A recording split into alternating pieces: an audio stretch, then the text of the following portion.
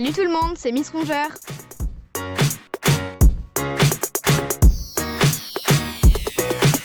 Alors comme la vidéo est quand même assez longue et qu'il n'y aura pas forcément que des choses qui vous intéresseront dans la vidéo et que je vais aborder plusieurs thèmes différents, je vais mettre juste après ce que je suis en train de dire la liste des thèmes que je vais aborder dans ma vidéo et quand est-ce que vous allez pouvoir les retrouver. Donc là vous comprenez peut-être pas forcément, mais en fait par exemple si je vais parler des cabanes, je vais marquer dans le petit texte juste après que les cabanes, si vous voulez en savoir plus sur les cabanes on va dire, il faudra aller à 6 minutes 42 de la vidéo. Donc voilà, j'espère que vous avez bien compris et de toute façon je pense que vous allez comprendre avec le petit test que je vous mets juste après.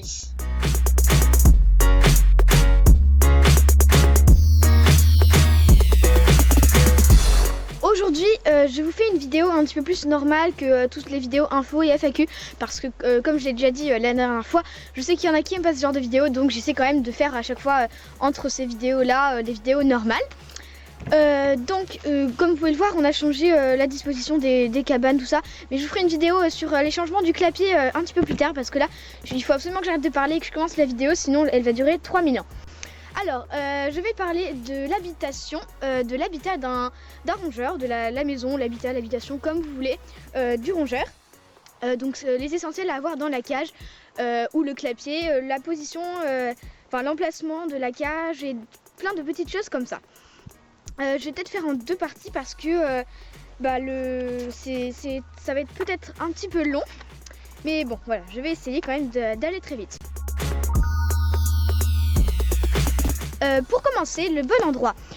Donc il ne faut pas mettre, si vous mettez votre cage dehors ou bien à côté d'une fenêtre, il ne faut pas mettre cette cage au soleil parce que votre animal peut avoir un coup de chaleur et en mourir.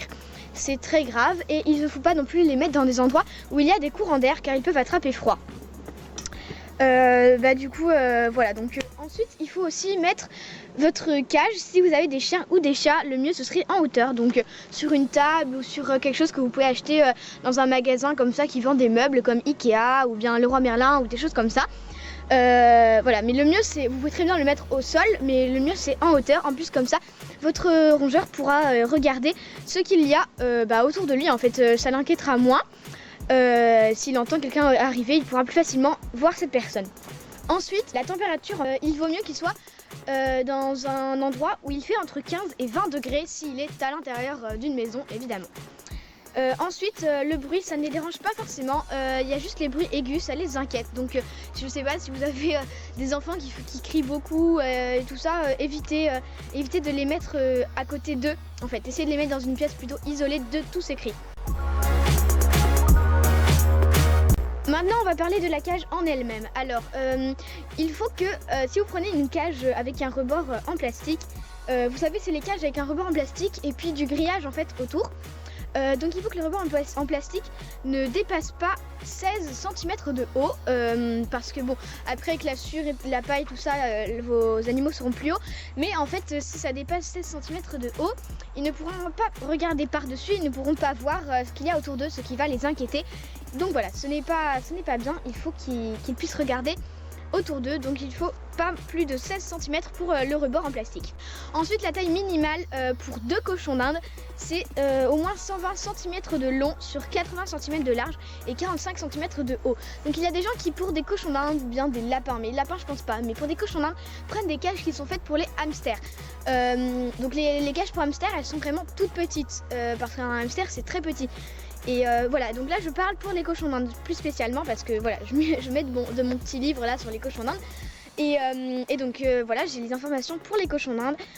Et voilà, si vous voulez en commentaire, si vous connaissez les mesures pour des lapins ou des hamsters, vous pouvez les dire en commentaire pour aider les autres. Mais moi pour les cochons d'Inde, je sais qu'il faut pour 2 cochons d'Inde une longueur de au moins 120 cm de long, largeur 80 cm et hauteur 45 cm. Et voilà. Ensuite le type de cage, alors on a les cages qui sont vendues en animalerie, que tout le monde connaît je pense. Il y a les CNC Cage, donc c'est des cages dont on en parle beaucoup et ça s'achète plutôt aux États-Unis, enfin ça se trouve pas beaucoup. enfin dans très peu d'endroits en fait. Et donc c'est des morceaux de cage en fait qui peuvent s'assembler et on peut faire la taille et la forme de cage qu'on veut. Voilà, et ensuite on a un clapier, les clapiers, donc voilà, j'ai un clapier. Et bah voilà, je trouve ça pas mal. Donc vous pouvez en acheter ou bien vous en fabriquer un vous-même. Moi je me le suis fabriqué moi-même et j'en suis très satisfaite. Je trouve ça très pratique et très économique. Parce que du coup en plus on peut choisir nos tailles, nos formes, dimensions par rapport à ce dont nous on a besoin. Ensuite il vaut mieux des barreaux horizontaux. Si vous prenez une cage ou quelque chose comme ça, mais bon, il vaut mieux des barreaux horizontaux pour qu'ils puissent poser leurs petites pattes sur les barreaux et pour pouvoir se mettre debout en fait en posant leurs pattes sur les barreaux pour regarder tout ce qu'il y a autour d'eux. Ensuite, vous pouvez aussi relier deux cages entre elles, ça leur donne une impression de liberté, de pouvoir se déplacer dans plusieurs endroits différents. Ça leur permettra aussi de moins s'ennuyer, voilà, d'avoir plusieurs endroits où aller. Donc voilà, c'est pas mal. Si vous ne pouvez pas vous offrir un clapier, vous pouvez aussi assembler deux cages en les collant l'une contre elle, mais il faut vraiment essayer de les assembler en les collant par exemple avec du fil de fer.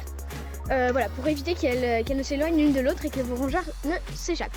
Il y a aussi les cages avec plusieurs étages, donc ça c'est bien, mais il faut faire attention aux escaliers qui ne puissent pas tomber ou des choses comme ça. Il ne faut pas des escaliers en plastique car ça leur abîme les griffes et tout ça. Il vaut mieux un escalier en bois, c'est le mieux possible. Mais moi je pense que pour des rongeurs c'est pas ce qu'il y a de mieux. Il vaut mieux une cage très très grande, très très longue, plutôt qu'une cage avec plusieurs étages. Voilà, c'est mieux pour eux.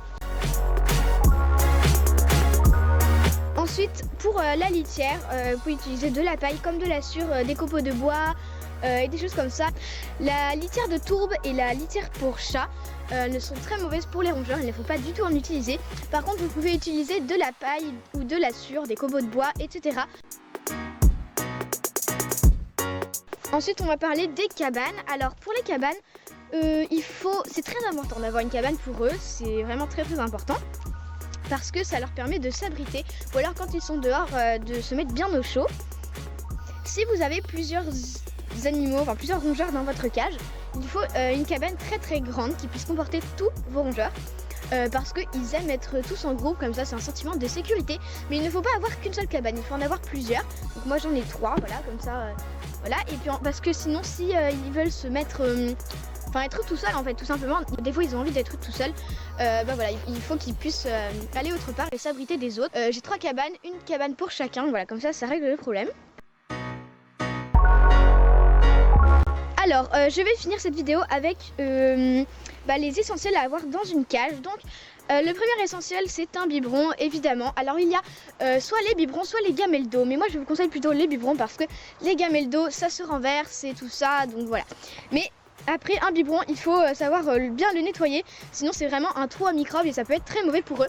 Donc, moi, je vous conseille plutôt le biberon. Mais vous pouvez aussi prendre une gamelle si votre rongeur ne le renverse pas. Ensuite, il faut aussi une mangeoire, donc une mangeoire apparemment normale, une gamelle quoi. Donc ici celle-là c'est une mangeoire pour chien à la base, mais on en voulait une grande où ils puissent, pour que nos trois rongeurs puissent se mettre tous autour en fait. Et ensuite on a une autre ici en bas, juste là. Voilà, donc juste des petites gamelles, ça irait très bien. Ensuite il faut un râtelier à foin. Alors on a le râtelier en boule qui pend en fait, c'est... je suis sûre que vous en avez déjà vu un. C'est une boule en fait qui pend et vous avez juste à mettre du foin dedans. Ça c'est très pratique parce que ça peut les occuper, ils peuvent jouer avec pendant pas mal de temps en fait parce que ils vont s'amuser à se mettre debout, à l'attraper, en plus ça va bouger, enfin voilà, ça va les amuser, ils vont pouvoir jouer avec. Ensuite un autre essentiel c'est une cabane et cette cabane comme j'en ai parlé tout à l'heure tout simplement. Donc cette cabane elle doit pouvoir abriter tous vos cochons d'Inde ou voilà un par un. Voilà, j'ai expliqué le truc pour les cabanes tout à l'heure. Et ensuite il faut des jouets. Alors en jouets on a des jouets en bois qu'on peut trouver partout comme Jardiland, Zooplus, Zoomalia, plein des animaleries, des jouets comme ça.